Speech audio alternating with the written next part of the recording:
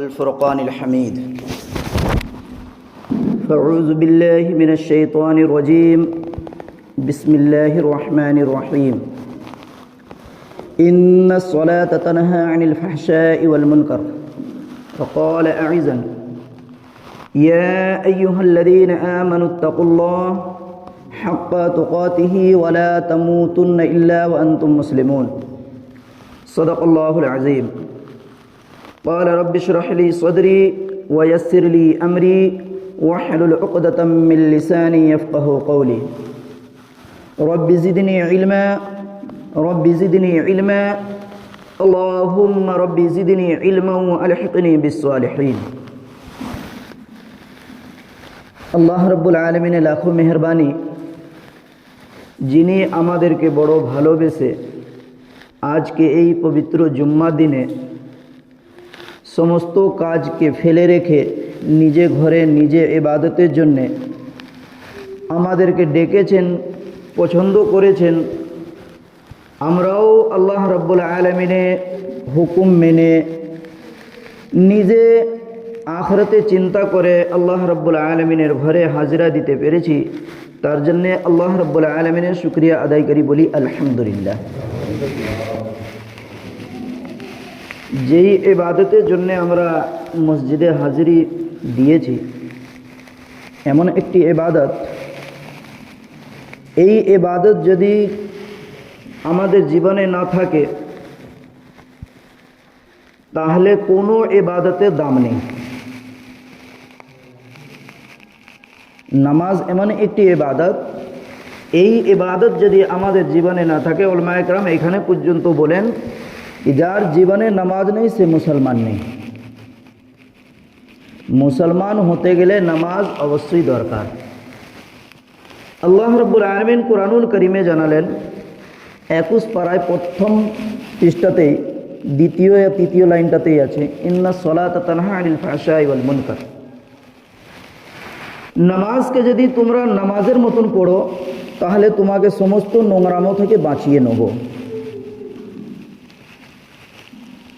এবার আমরা নামাজি, নামাজ পড়ছি, নামাজ পড়াচ্ছি, কিন্তু দুনিয়ার নানা রকম নোংরামোর মধ্যে রয়েছে। এর থেকে ভাবা দরকার কি আমার নামাজ এখন পর্যন্ত সঠিক হলো না, যেভাবে দরকার ছিল। আমার নামাজ যেভাবে পড়া দরকার ছিল সেভাবে এখন পর্যন্ত আমার নামাজ হয়ে উঠছে না। এখন হয়ে গেছে কম্পিউটার সিস্টেম নামাজ।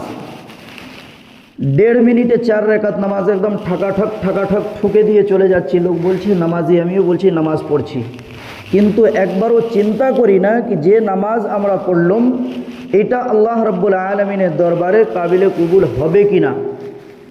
আল্লাহ পাকের এইটাই হুকুম আছে না না, সুন্নতে নববিয়া এইটাই তরিকা আছে না না। যদি আল্লাহর হুকুম নবী তরিকা মতন হয় তবে কাজ হবে, তা না হলে শুধু কপাল ঠকে যাব। লোকও বলবে কি হ্যাঁ নামাজ পড়ছে, নামাজি বলে দাবি করবে, কিন্তু এই নামাজ আমার কখনো কাজে লাগবে না। তা কাজে লাগাতে গেলে নামাজকে নামাজের মতন পড়তে হবে, তবে আমার নামাজ কামিয়াব হবে। এই জন্য বলা হয়েছে ইন্নাস সালাতা তানহা আনিল ফাহশাই ওয়াল মুনকার। আজকে আমরা নামাজের জন্যে মুসলমান তো হয়েছি, নামধারী মুসলমান। আল্লাহ রাব্বুল আলামিনকে এক মানার জন্যে, নবী করিম সাল্লাল্লাহু আলাইহি ওয়াসাল্লামকে শেষ নবী মানার কারণে, কুরআন মানার কারণে, তার উপরে আমল না করলেও একটু হলেও সরষে দাঁড়া পরিমাণ হলেও আমাদের মধ্যে ঈমান আছে, কিন্তু পরিপূর্ণ মুসলমান না। মুসলমান হতে গেলে আল্লাহ রাব্বুল আলামিন সূরা আলে ইমরান পারা নম্বর 4 আয়াত নম্বর 102 মধ্যে 4th পারায় 2য় পৃষ্ঠায় ডান দিকে পৃষ্ঠায় উপর থেকে 2য় লাইনটাই শুরু হচ্ছে, ইয়া আইয়ুহাল্লাযীনা আমানুত্তাকুল্লাহ, হে ঈমানদাররা তোমরা আমাকে ভয় করো। কিরকম ভয় করো? ভয়ের মতন ভয় করো। আমরা আজকে মানুষকে বলছি কি এই কাজটা করো না, আল্লাহকে ভয় করো, এই কাজটা করো না, এটা গুনাহ হবে। কিন্তু যদি ভয়ের মতন ভয় হতো তাহলে সেই কাজটা আমি ছেড়ে দিতাম, কি এই কাজটা করলে আমাকে কবরের আযাব পেতে হবে, এই কাজটা করলে আমাকে জাহান্নামে আগুনে যেতে হবে। যদি সেই ভয়টা যদি থাকতো তাহলে আমি সেই কাজটা করতাম না। একে বলা হয়েছে ভয়। যেরকম আমরা সকলে জানি এই দুনিয়ার যে আগুন আছে, যে সে আগুনে যদি আমি হাত দিই তাহলে আমার হাত পুড়ে যাবে, এই বিশ্বাসটা আমার আছে, এই ভয়টা আছে। এই কারণে আমরা দুনিয়ার আগুনে কখনো হাত দিই না,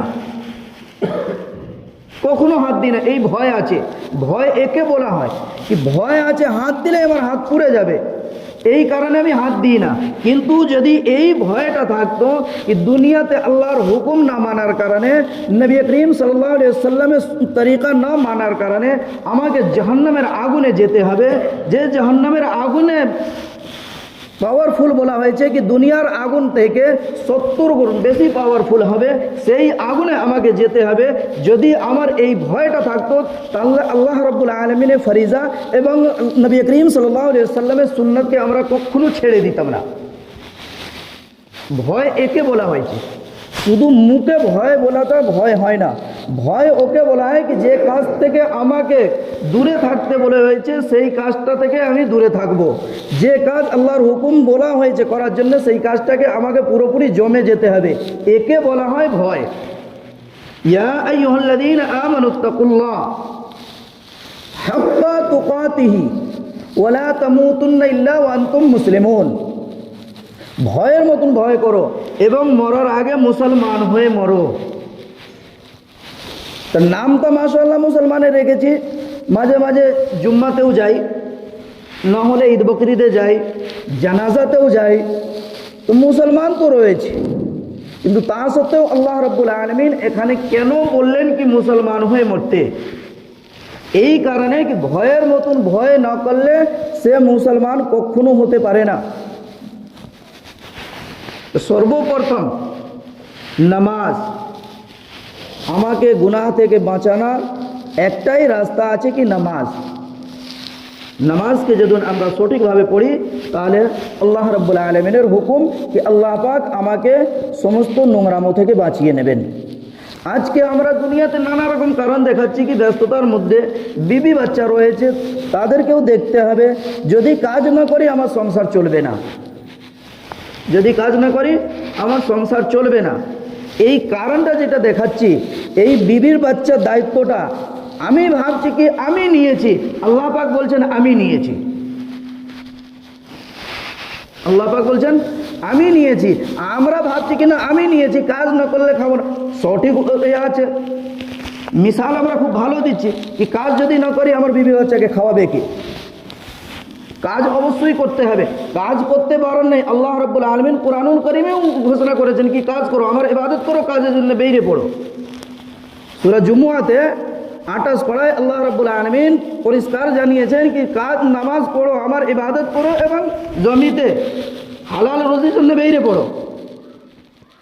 কিন্তু আগে বলা হয়েছে কি আমার হুকুমটা পালন করো, তারপরে তুমি রুজি তালাশ করো, বরকত দেনেওয়ালা আমি।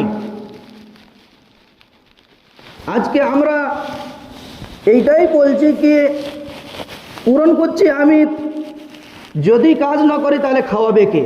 আল্লাহ পাক বলছেন খাওয়াচ্ছি আমি, আমরা বলছি খাওয়াচ্ছি আমি। এই জন্য আল্লাহ রাব্বুল আলামিন কুরআনুল কারীমে আবার বললেন ওয়া মা মিন দাব্বাতিন ফিল আরদি ইল্লা আলাল্লাহি রিজকুহা। 12 পারায় প্রথম লাইনটা দিয়ে শুরু হচ্ছে, আমি দুনিয়ার বুকে এমন কোনো প্রাণী পাঠাইনি যার পাঠানোর পূর্বে তার রুজির ব্যবস্থা করে দিইনি। আমরাও একটা প্রাণী। তো আল্লাহ পাক যেটা বললেন কি আমি দুনিয়ার বুকে যে এমন কোনো প্রাণী পাঠাইনি তার পাঠানোর পূর্বে তার রুজির ব্যবস্থা করে দিইনি। তা আমার রুজি আল্লাহ পাক ব্যবস্থা করে দিয়েছেন, কিভাবে সেইটা আমাকে তালাশ করতে হবে, আমাকে কোশিশ করতে হবে, তবে পাওয়া যাবে। কিন্তু আমরা আজকে শুধু দিনের কাজের জন্যে যত রকম নানা রকম বাহানা দেখাই। বেনামাজিকে যদি নামাজের জন্য বলা হয় তাহলে বলবে কি আল্লাহ হেদায়েত দিলে পড়ব। এই কথাটা যে কত বড় ভুল এইটা মানুষ একবারও ভাবে না। হেদায়েত কখনো বসে পেতে পারে না। হেদায়েতের জন্য আগে চেষ্টা করতে হবে, তবে হেদায়েত। যারা মুখে দাড়ি রাখে না তাদেরকে যদি বলা হয় ভাই দাড়ি রাখো, তখন নানা রকম কারণ দেখায়, আর একটু বয়স হয়ে যাক, ছেলের মেয়ে বিয়ে দিয়ে দিই তারপরে রাখবো, কিংবা আল্লাহ হেদায়েত দিলে রাখবো। এইটা কখনো বলি না কি ঘরেতেই বসে থাকি আল্লাহ খাওয়ালে খাবো। এই যে আল্লাহ পাক যে আমাকে সময় সুযোগটা দিয়েছেন, যে হায়াতটা দিয়েছেন, শুধু দুনিয়া কামানোর জন্য নয়, আখিরাতকে কামিয়ে নেওয়ার জন্যে, আখিরাতকে কামিয়ে নেওয়ার জন্যে। হযরত মাওলানা পীর জুলফিকার নকশবন্দি মাদ্দাজিল্লাহুল আলী একটি ঘটনা লিখছেন দাওয়ায়ে দিল বই বলে। ওই বইটাতে একটি ঘটনা লিখছেন কি কোনো একটি বাদশাহ চাকরকে একটি ঝুড়ি দিলেন আর বাগানে পাঠিয়ে দিলেন, শর্ত লাগিয়ে দিলেন কি এই বাগানে যাও, নানা রকম ফলের গাছ আছে, নানা রকম ফলের গাছ আছে, সব থেকে ভালো ফল তুলে নিয়ে এসো। কিন্তু শর্ত এইটা রয়েছে, বাগানে 7টি ভাগ করা আছে, যে ভাগ থেকে তুমি বেরিয়ে যাবে সেই ভাগে আর ঘুরে তুমি আসতে পারবে না, তোমাকে ফেরত আসতে হবে না। এইটা দিয়ে এই গেট দিয়ে ঢুকবে, সামনে গেট দিয়ে তুমি বেরিয়ে যাবে। উনি বললেন এটা কোনো ব্যাপারই নেই, কোনো ব্যাপার নেই। ঝুড়ি নিয়ে চলে গেলেন বাগানে। যখন ঢুকলেন, প্রথমটাতে দেখছে ফল নেই, দ্বিতীয়টাতে যে দেখছেন ভালো ফল নেই, ফল আছে কিন্তু ভালো নেই, তৃতীয়টাতে ঢুকছেন দেখছেন ওর থেকে একটু ভালো ফল, পরেরটাতে তুলব। তারপরেরটাতে আবার গেছেন, বল তার থেকে ভালো ফল, ওর থেকে ভালো যদি এতে হয়, এর থেকে ভালো যদি ওতে হয়, তাহলে লাস্টের দিকে আরও ভালো হবে, এর পরেরটাতে তুলব। তারপরে আর একটু গিয়েছে, দেখছে কি ওর থেকে ভালো আছে। এই রকম করে করে 7 নম্বর ভাগটাতে যখন গেছে, তখন দেখছে ওইটাতে কোনো ফলই নেই। কিন্তু বাদশার হুকুম ছিল ফিরে আর যাওয়া যাবে না, বেরিয়ে চলে গেছে। তখন উনি চিন্তা করছেন, মাথায় হাত দিয়ে চিন্তা করছেন কি আমি কত বড় ভুলটা করলাম। যদি আমি শুরু থেকেই যে ফলটা আমি তুলে নিতাম, তাহলে আমার খুব ভালো হতো, আমার ঝুড়িটা ভর্তি হয়ে যেত। যেরকম আসতুম সব ফল থেকে একটু একটু করে আমি তুলে নিতাম, আমার ঝুড়ি ভর্তি হয়ে যেত, আমি ফল পেয়ে যেতাম। কিন্তু শেষ বাগানে যে ফলটা নেই আমি তো জানি না, কিন্তু বাদশার হুকুম আছে আমাকে ঘুরে যেতে হবে না। এই কথাটা আমাদের শুনতে গল্প লাগলো, কিন্তু এই কথাটা হযরত মাওলানা পীর জুলফিকার নকশবন্দি মাদ্দাজিল্লাহুল আলী অত চিন্তা ভাবনা করে এই কথাটা লিখলেন যে আজকে আমাদের জিন্দগি, আমাদের হায়াতে ঠিক এই রকম অবস্থা। আজকে যে আমরা ভাবছি আর একটু বয়স হয়ে যাক তারপরে ইবাদতে লাগবো, আর একটু বয়স হয়ে যাক তারপরে আমি নামাজে লাগবো, আর একটু বয়স হয়ে যাক তারপরে ইবাদতে লাগবো, কিন্তু আমার একবারও চিন্তা ভাবনাতে আসে না কি যে আল্লাহ পাক আমাকে হায়াত দিয়েছেন, কালকে আমি বলছি বা আজকে জুম্মা নামাজ পড়ছি, আসরের নামাজ পড়বো, এর কোনো গ্যারান্টি নেই। জুম্মাতে এসছি, একটা সিজদা করেছি, দ্বিতীয় সিজদাতে যেতে পারবো, ডান দিকে সালাম ফিরিয়েছি, বাঁ দিকে যে সালাম ফেরাতে পারবো, এর কোনো গ্যারান্টি নেই। একবারও আমরা এটা চিন্তা ভাবনা করি না। এই জন্যে বলা হয়েছে কি প্রথম থেকেই ফলটা তুলো, প্রথম থেকেই ফলটা তুলো, শুরু থেকেই ইবাদত করো। শেষের দিকে বয়সকালে ইবাদত করব। সেরকম কোনো ব্যক্তি থাকলে মনে কিছু করবেন না, এটা বোঝানোর জন্য বলছি। আমি এমন ব্যক্তিকেও দেখেছি বয়সকালেও নামাজ পড়ছে বা শুরু থেকেও নামাজ পড়ছে, কিন্তু তার সিজদা নসিব হয় না। বসে নামাজ পড়ে কিংবা চেয়ারে নামাজ পড়ে, ওনারা সিজদা দিতে পারেন না। তা এইটা চিন্তা, এটা খারাপ বলছি না, আল্লাহ পাক কোনো কারণে ওনাকে মাজুর করে দিয়েছেন, কিন্তু এইটা আমাদের জীবনে না আসে, এইটা ভাবা উচিত। এইটা ভাবা উচিত কি এইটা আমাদের জীবনে না আছে। এখন শক্তিশালী আছে, এখন যদি ইবাদত করি বয়স্ক লোক থেকে 25 গুণ বেশি সওয়াব, তাহলে আমাদের তো বোঝা উচিত কি এখন থেকে আমাদেরকে কামিয়ে নিতে হবে। সেই ফলে মতন না হয়ে যায় কি হ্যাঁ পরেরটাতে তুলবো, জীবন শেষ। ইদা জা আজালুহুম লা ইস্তাখিরুনা সাআতান ওয়া লা ইস্তাকদিমুন।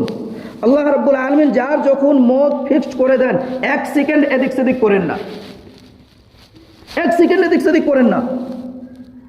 আপনি যদি বলেন যে আমি লক্ষ লক্ষ টাকা রেখেছি, শুধু কাউকে আমি দিয়ে দিই, কারো হাওয়ালা করে দিই, কি হ্যাঁ সে দান করে দেবে, এইটুকুনো সময় দেওয়া তাতেও দেওয়া হবে না।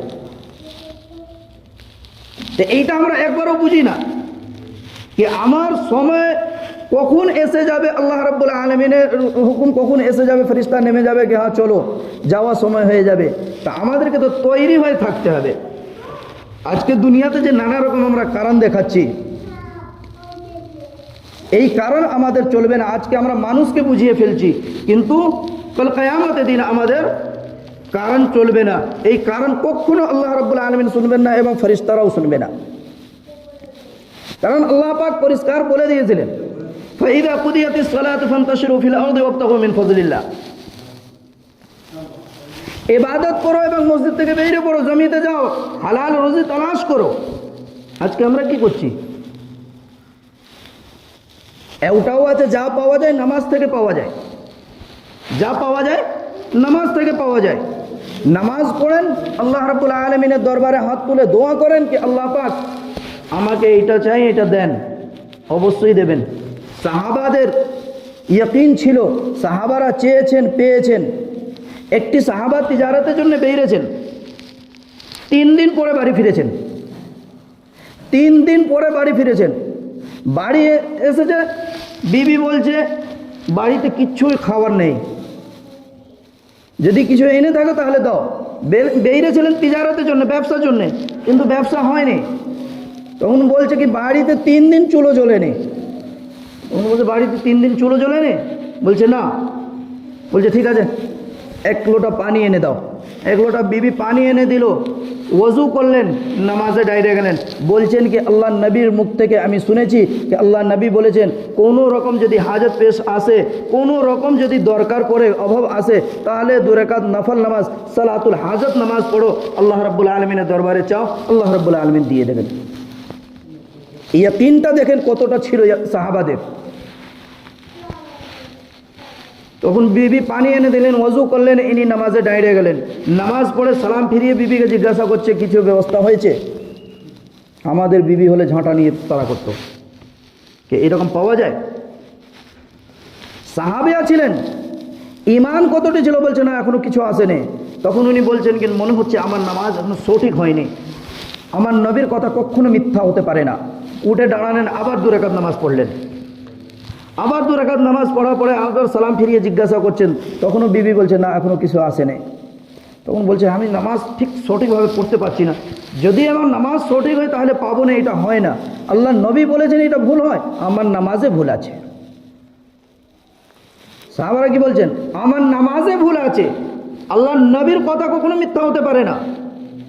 কিন্তু আমরা যে নামাজ পড়ছি, কিন্তু মুখে কোনো দাড়ি আসছে না, নামাজ পড়ছি মাথায় টুপি উঠছে না, নামাজ পড়ছি কিন্তু জামা এখনো হাঁটুর নিচে পর্যন্ত নামতে পারে না, তাহলে একবারও আমরা চিন্তা ভাবনা করেছি কি আমার নামাজ এখনো সঠিক হচ্ছে না?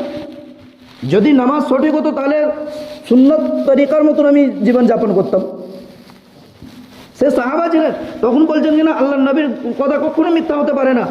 আবার তৃতীয়বার দাঁড়ালেন, কেঁদে কেঁদে নামাজ পড়লেন। নামাজ পড়ার পরে যখন সালাম ফেরোচ্ছেন, বিবিকে জিজ্ঞাসা করছেন, তখন বিবি বলছে আলহামদুলিল্লাহ, বাড়িতে যে চক্কি ছিল নিজে থেকে ঘুরছে এবং ওর থেকে আটা বের হচ্ছে, ওর থেকে আটা বের হচ্ছে। যা জায়গা ছিল বাড়িতে সব ভর্তি করে নিল। শেষে এবার যে তুলে দেখছি কি কোত্থেকে আসছে, কোত্থেকে আসছে, তুলে দেখতে গেলেন, বন্ধ হয়ে গেল।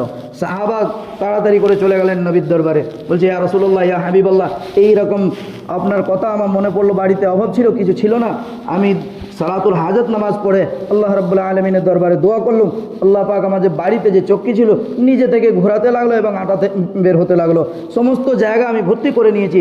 তুলে দেখতে গেছি কি কোত্থেকে আসছে, বন্ধ হয়ে গেল।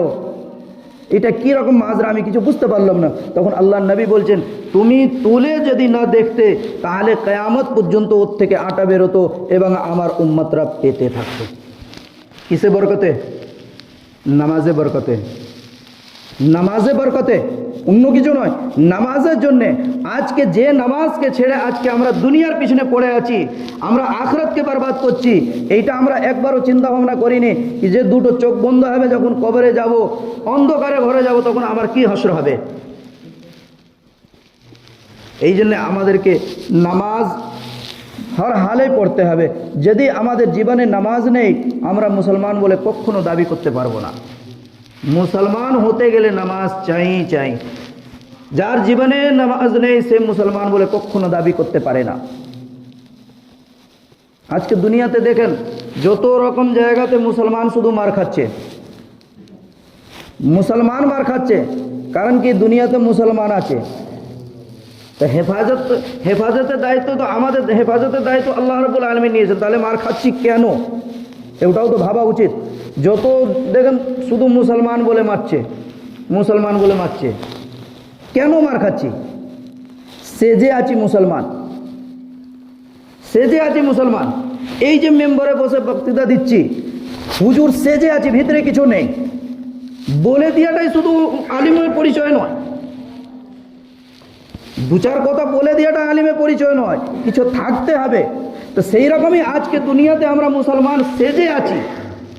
যদি কিন্তু আমরা ইমানদার হতাম, মুমিন মুসলমান হতাম, তাহলে আমার দায়িত্ব তো আল্লাহ পাক নিয়েছিলেন, তাহলে মার খাচ্ছি কেন? এক বুজুর্গানে দিন বলছেন কি, কোনো জায়গাতে ফুটবল খেলা হচ্ছিল, ফুটবল খেলা পায়ে করে বলকে ওদিকে মারছে, ও মারছে ওদিকে, ও মারছে ওদিকে।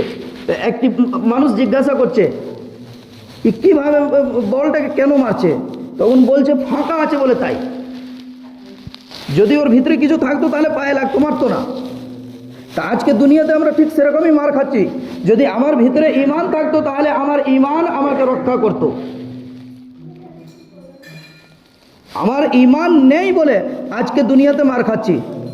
তখন উনি বুজুর্গানে দিন বললেন কি, এই যে ফুটবলটা যেরকম হচ্ছে, এ পায়ে করে ওরকম মারছে, ওর ভিতরে হাওয়া আছে, ফাঁকা আছে বলে কাল কিয়ামতের দিন মুসলমানদের এই অবস্থা হবে।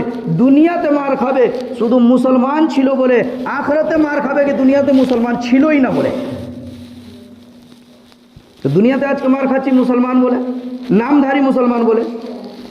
আর কিয়ামতের দিন যখন যাব, তখন যখন হাসর হবে, যখন জিজ্ঞাসা করা হবে কি দুনিয়াতে কি করেছিলে, শুধু দুনিয়াদারি করেছিলাম, দিন ছিল না আমার মধ্যে, মুসলমান ছিলাম না, তার কারণে আখিরাতেও মার খেতে হবে। তা আমাকে আসল মুসলমান হতে হবে, যেটা আমার পরিচয় আছে সেইটা আমাকে আসল মুসলমান হতে হবে। আর মুসলমান কখনো নামাজ ছাড়া মুসলমান হতে পারে না। মুসলমান হতে গেলে আমার জীবনে অবশ্যই নামাজ আসতে হবে। নামাজ ছাড়া যদি আমরা মুসলমান বলে দাবি করি, এটা মিথ্যা হবে, এটা মিথ্যা হবে। কখনো মুসলমান বেনামাজি হতে পারে না। মুসলমান ওই হবে যে 5 ওয়াক্তের নামাজ, শুধু নামাজ নয়, 5 ওয়াক্তের নামাজে এহতেমাম করবে, সেই নামাজি হবে, সেই মুসলমান হবে। আল্লাহ পাক আমাদেরকে বলা এবং সুন্নাত থেকে বেশি বেশি করে আমল করা তৌফিক দান করেন। সকলে বলেন আমিন। ও আখির দাওয়ানা আনিল হামদুলিল্লাহি রাব্বিল আলামিন।